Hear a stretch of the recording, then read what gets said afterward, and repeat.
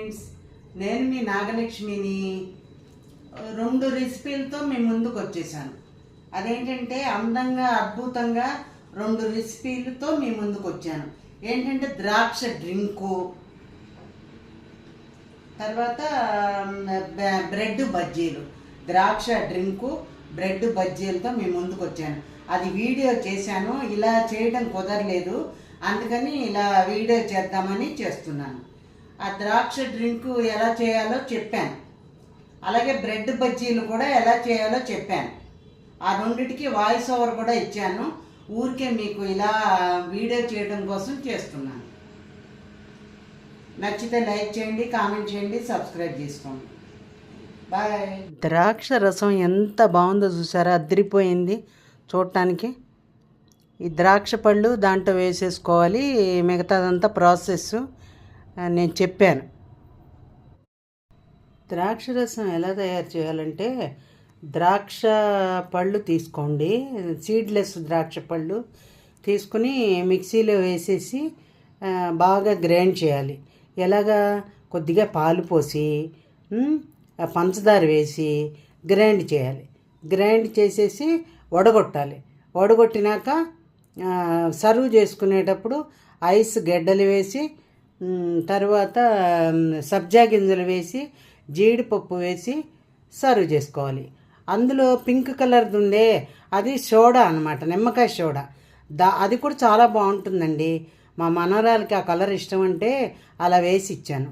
ఆ నిమ్మకాయ సోడా కూడా ఏముంది, ఉప్పు వేసుకోవడం, నిమ్మకాయ పిండడం, తర్వాత ఏమో సోడా పోయడం, ఫుడ్ కలర్ వేయడం.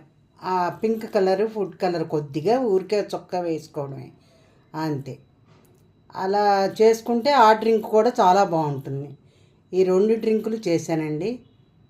అది బాయ్.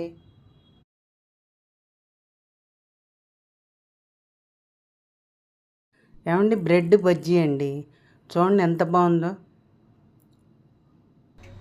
శనగపప్పు, శనగపిండి, సోడా ఉప్పు, అల్లం పచ్చిమిరపకాయలు వేసుకుని మరీ పలచగా కాకుండా కలుపుకోవాలండి.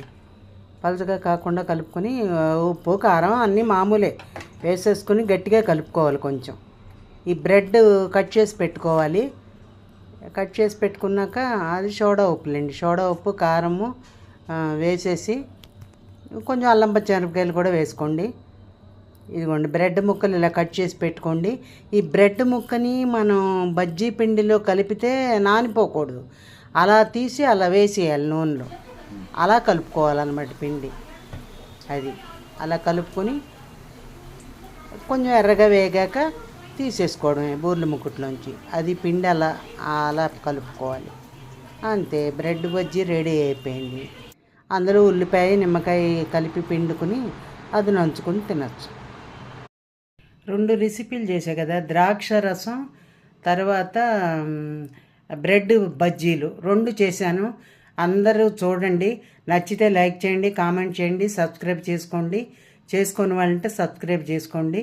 చివరి వరకు వీడియో చూడండి. బ్రెడ్ బజ్జీ ఈజీ అండి, బ్యాచిలర్స్ కూడా వేసుకోవచ్చు. ఒక్కసారి చూసి మీరు కూడా ట్రై చేసుకోండి. చివరి వరకు వీడియో చూస్తేనే కదా మీకు కూడా తెలిసేది.